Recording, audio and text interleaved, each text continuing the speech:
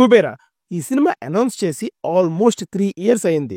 Big star cast and Sekhar Kammula garu జానరా shift చేయడం వల్ల అండ్ ఎస్పెషల్లీ ఈ సినిమాలో మేజర్ పోర్షన్స్ అన్ని సెట్స్ లో కాకుండా రియల్ లొకేషన్స్ లో షూట్ చేయడంతో ఈ ఇయర్స్ పట్టిందని శేఖర్ కమ్ల గారు చెప్పారు. ధనుష్ లాంటి పర్ఫార్మర్ ని పెట్టుకొని నాగార్జున లాంటి వర్సిటైల్ యాక్టర్ ని తీసుకొని శేఖర్ కమ్ల ఈసారి కూడా మ్యాజిక్ చేశారో లేదో తెలుసుకోబోయే ముందు ప్రతి రివ్యూ అందరికంటే ముందు ఇవ్వడానికి ట్రై చేస్తున్నాం. సో మన ఛానల్ని సబ్స్క్రైబ్ చేసుకోండి, అలాగే సపోర్ట్ చేయండి. ఆ 209K కాస్త 210K అయిపోవాలండి. ప్లాట్ విషయానికి వస్తే దీపక్ నిజాయితీ గల ఎక్స్ సిబిఐ ఆఫీసర్ ఫ్యామిలీ కోసం తన మారల్స్ ని పక్కన పెట్టాల్సిన సిచ్యువేషన్ లో దేవా అనే బిచ్చగాడి వల్ల ఆ సిచ్యువేషన్ ఎలా మారింది, అసలు ఆ సిచ్యువేషన్ ఏంటి అనేది మిగతా స్టోరీ. ఇక పాజిటివ్స్ చూసుకుంటే ధనుష్ ఇంకో ఎక్సలెంట్ పర్ఫార్మెన్స్ తో వచ్చారు. సెకండ్ హాఫ్ లో కొన్ని సీన్స్ లో అయితే నిజంగా ఆ క్యారెక్టర్ నిజం అనుకొని తనతో బాధపడతాం, రిలేట్ అవుతాం, అంత బాగా చేశారు. నాగార్జున మోరల్ కాన్ఫ్లిక్ట్ ఫేస్ చేసి ఒక రోల్ లో కనిపించారు.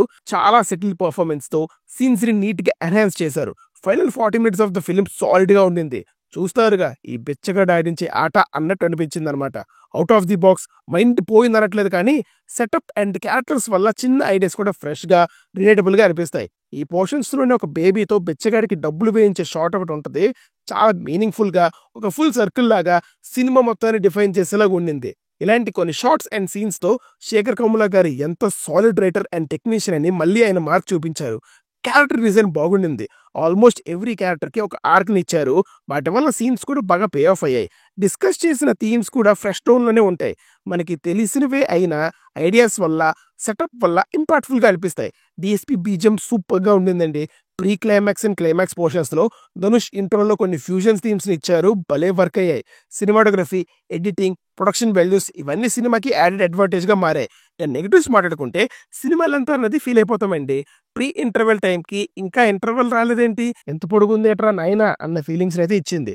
చైల్డ్హుడ్ ఫ్లాషెస్ ని ఓవర్ యూజ్ చేశారు అనిపించింది. ధనుష్ కిటికీలో నుంచి దూకేసే షాట్ కి కూడా ఒక చైల్డ్హుడ్ ఫ్లాష్ వేస్తారు.